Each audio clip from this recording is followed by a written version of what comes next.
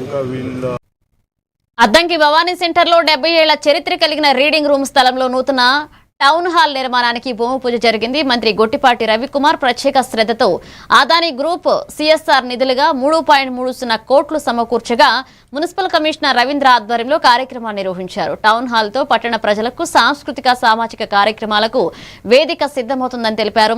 ప్రజా ప్రతినిధులు కళాకారులు పాల్గొన్నారు.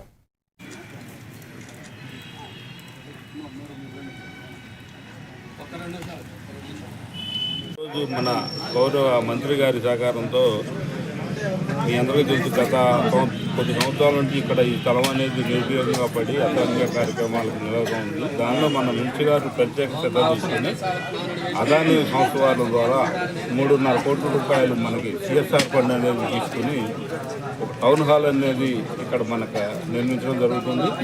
అద్దంకిపట్నం అనేది కళలకు నిలయం కాబట్టి ఇక్కడ ఒక టౌన్ హాల్ నిర్మించి దాని కళలను ప్రోత్సహించడం, అది కౌన్సిల్ వారి అనుమతి మేరకు వాటిని రేట్ ఫిక్స్ చేసి ఎంత అనేది తక్కువ రేటుకి కళలకు ఇవ్వటం, అదేవిధంగా ఫంక్షన్ చేసుకోవడానికి కూడా మనం అనేది ఇది రెంట్ బేసిస్ మీద ఇవ్వడానికి నిర్ణయం తీసుకున్నాం.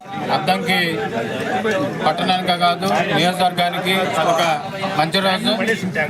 గత 66 సంవత్సరాల కిందట ఇక్కడ ఇదే స్థలం పేరిట రీడింగ్ రూమ్ పేరిట రిజిస్ట్రేషన్ చేయడం జరిగింది. అన్నాడు మహానుభావులు దాస్ మాస్టర్ గారు కానీ, సిబ్బెన మల్లికార్జునరావు కానీ, అద్దంకి హనుమంతరావు గారు కానీ, అలాగే వెలిగండ్ల వెంకటరత్న గారు కానీ, కాకాని బాపి గారు కానీ, అట్లా గోరట్ల చెన్నవీర్రావు గారు, వీళ్ళందరూ కృషి మేరకు రీడింగ్ రూమ్ పేరిట 66 సంవత్సరాల కింద